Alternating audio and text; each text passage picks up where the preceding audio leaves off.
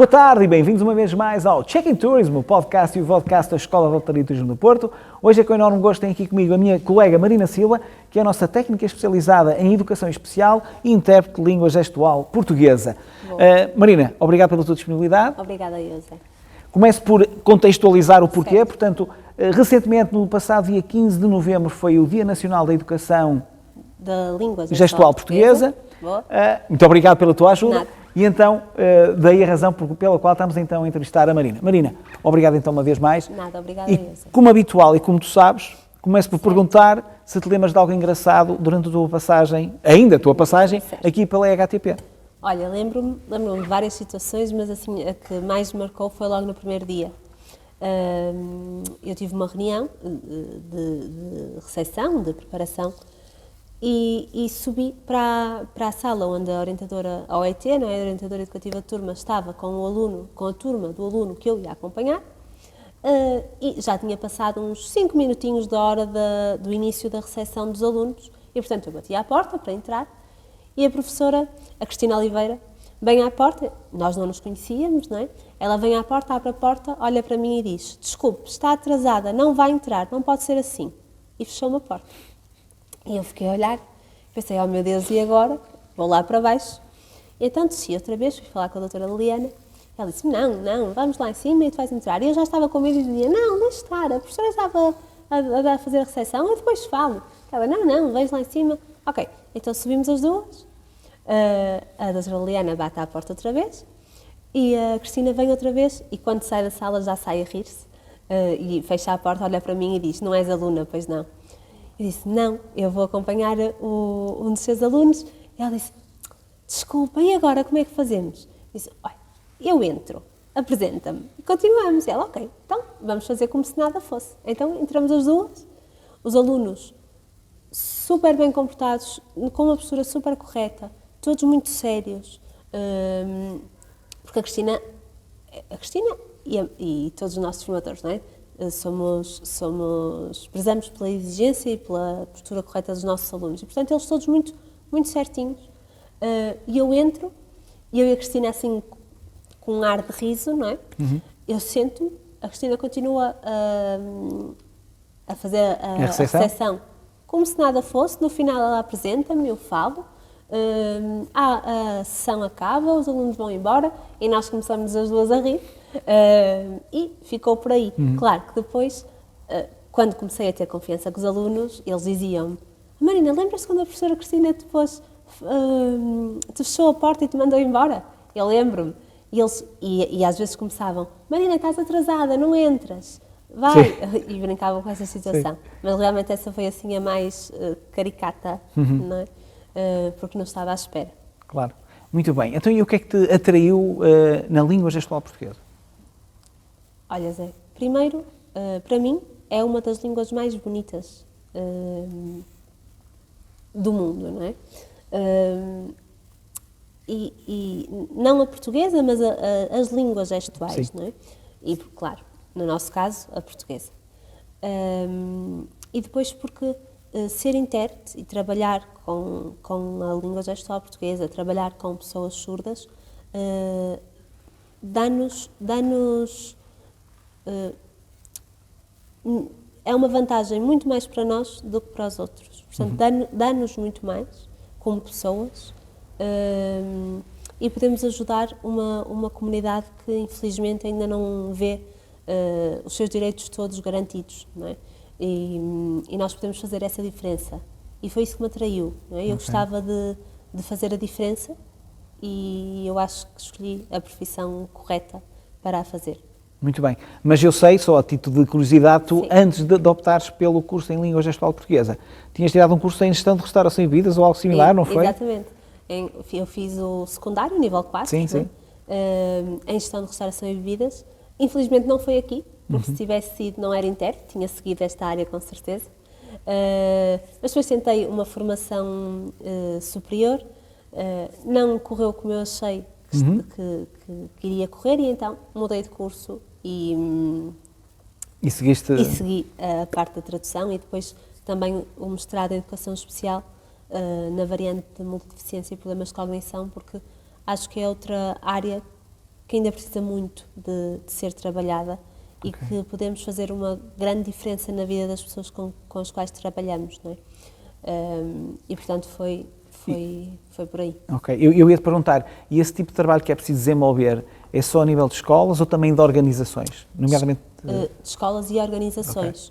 Tu sabes que nós somos uma escola inclusiva, não é? E já formamos alguns alunos com algum tipo de necessidade especial, e o que realmente falta, no nosso caso, porque nós as condições na escola já as temos, o que realmente falta é oportunidades lá fora, não é? De mercado de trabalho.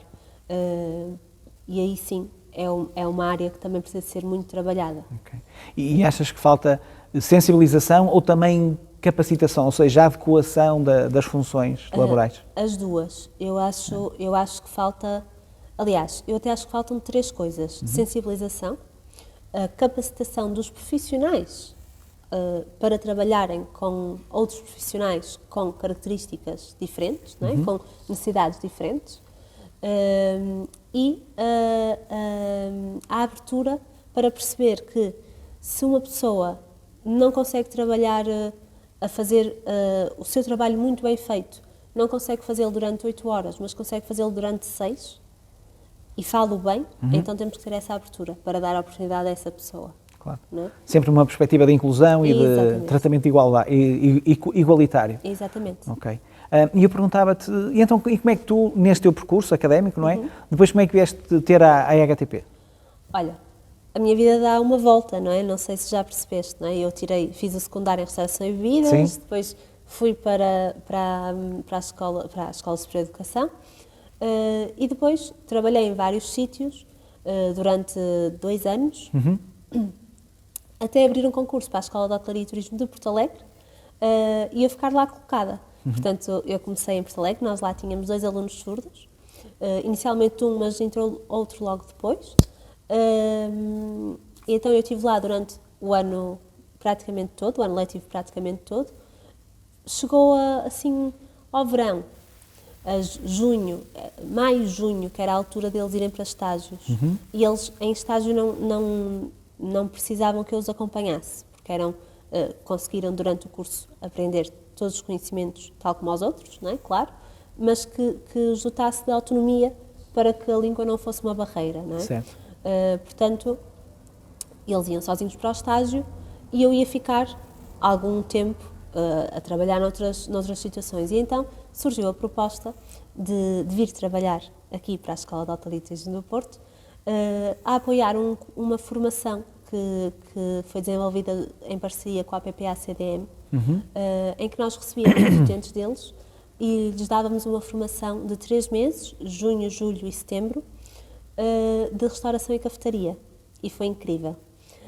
E claro, a minha diretora da Escola de Porto Alegre, a doutora Conceição, ela, quando me propôs vir para cá, eu aceitei. Claro, é a minha terra, eu sou daqui, não é? Ia ficar perto de casa e ia estar a fazer outra coisa que eu gosto muito, que é trabalhar não só com surdos, mas com pessoas com outras necessidades. Okay. E, portanto, aceitei, vim, adorei a experiência, foi realmente uma experiência muito enriquecedora.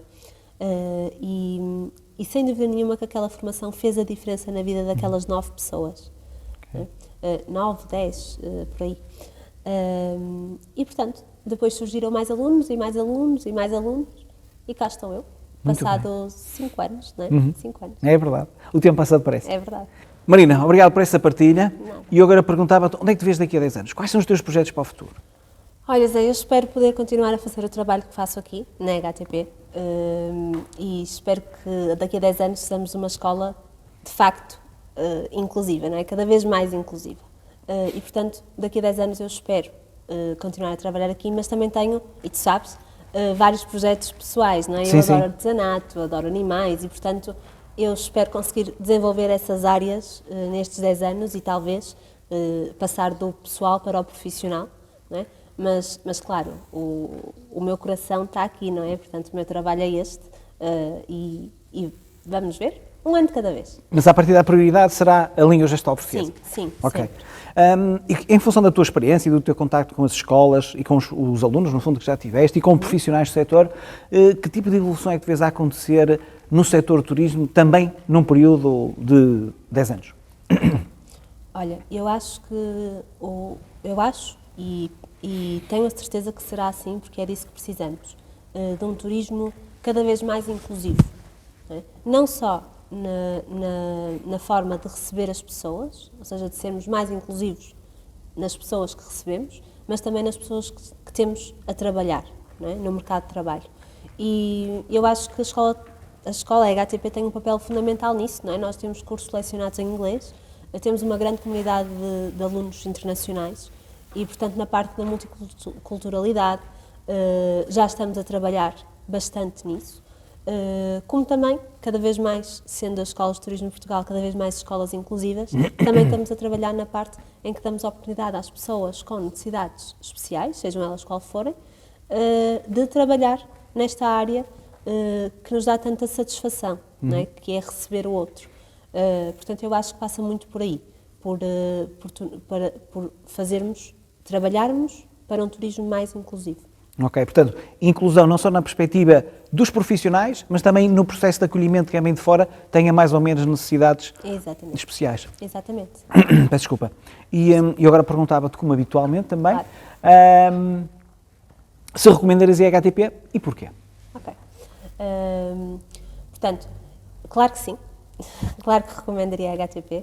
Como eu disse, o meu coração está aqui, não é? Portanto, eu tenho muito orgulho em trabalhar aqui, porque tenho muito orgulho na escola que somos, e nos formadores que temos, e na forma como agimos e nos profissionais que formamos. Portanto, eu costumo dizer que eu acredito mesmo nisto. Por isso é que falo da escola tantas vezes a tantas pessoas, porque eu acho que nós somos uma solução perfeita para quem quer trabalhar nesta área. A quem, correto? Exatamente. E a que perfil de pessoa é que tu recomendarias um curso e uma carreira no setor do turismo? Ok. Eu acho que tem que ter paixão, não é? Tem que se gostar mesmo do que se faz, porque é uma área muito pesada, a nível de horários, não é? A nível de trabalho, existe muita pressão, e portanto eu acho que tem mesmo que se gostar para conseguir gostar de trabalhar na hotelaria, não é? E sentirmos-nos bem a trabalhar na hotelaria e no turismo. E, para além disso, eu acho que devemos gostar de receber os outros, gostar de ajudar, na verdade, não é? Porque é isso que nós fazemos, e gostar de fazer a diferença na vida das pessoas, na experiência das pessoas enquanto são certo. turistas, não é? E eu acho que é isso que o perfil de quem eu aconselharia a vir para aqui. Muito bem, portanto, fazes uso daquela máxima que costumamos utilizar, ou, aliás, não só que nós costumamos utilizar, mas que diz muito e que se vê as pessoas dizer na televisão, que é encontrar aquilo que tu gostas de fazer e não tens de trabalhar um dia na vida. Portanto, base, então, precisamente na paixão. Ou então, correr para o gosto não cansa, algo assim do género, não é? Tal e qual, exatamente, é mesmo isso. Muito bem. Marina, muito obrigado pela tua partilha. Obrigado a todos os... De nada. Obrigado a todos os que nos acompanharam neste episódio e vemo-nos no próximo Check-in Tourism. Até breve.